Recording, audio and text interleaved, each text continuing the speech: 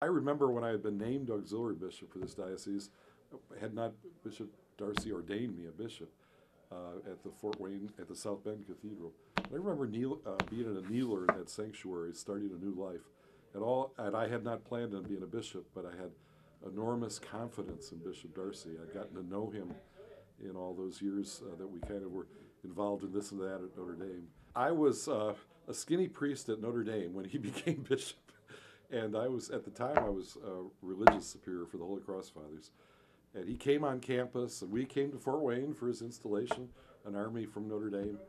And he was around quite a bit, and that's where I first got to know him. He was an enormous supporter of the university, a great supporter of Catholic education. He always defended the St. Francis University, St. Mary's, Notre Dame, Holy Cross, Ancilla Domini, and Donaldson. There's not many dioceses that have 5 Catholic colleges, and he had a good understanding of his role at those schools, to be shepherd, to give advice, occasionally to challenge. He would go to prayer on all important things. You really could tell him about it because he talked through things, and then he'd pray, and once he discerned that it was the will of God, lightning, earthquake, nothing would change him. But his role at the University of Notre Dame was quite significant over the years.